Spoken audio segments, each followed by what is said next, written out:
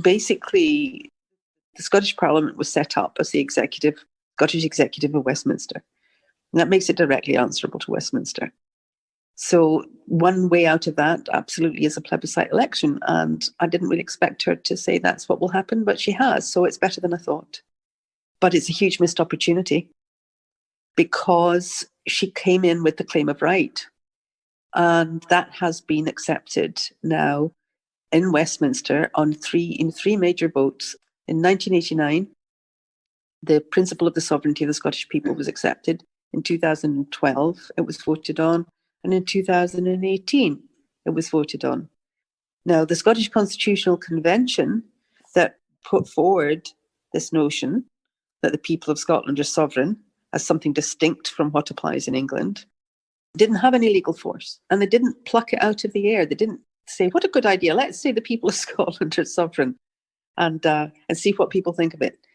And they didn't go for the claim of right, 1988 and 89, by plucking it out of the air either. They were basing it on Scotland's document, the parallel document to the English Bill of Rights, which is the Claim of Right Act of 1689, in which the sovereignty of the Scottish people is established. And it's not a sort of make-do sovereignty.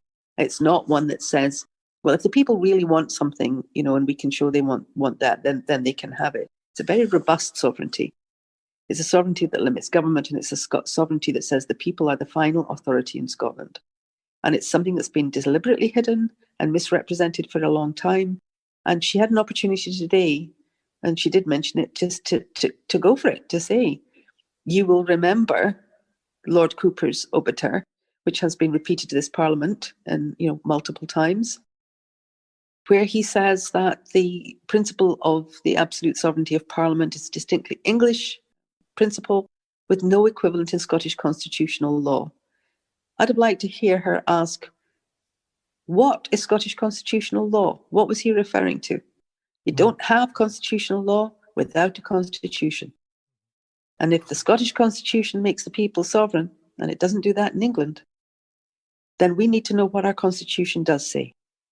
Because in Scotland, we may be, and this is what I would like her to have said, Mr. Johnson, we may be answerable to you, subordinate to you, under the Scotland Act, because we are the Scottish executive of the Westminster Parliament.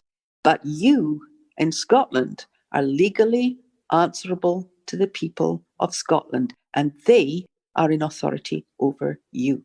And if they voted us in, then if you're answerable to them, so are we. And if they voted us in on a platform for independence, I'm sorry, they're a higher authority.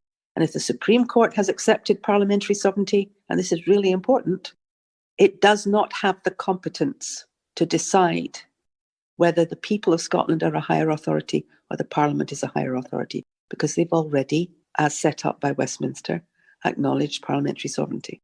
So there's a huge opportunity to talk about what's lawful. And she has simply accepted that what the Supreme Court of the UK says is lawful is lawful. What Westminster has said is lawful is lawful. And in many cases, it's not been. It's not now, because they are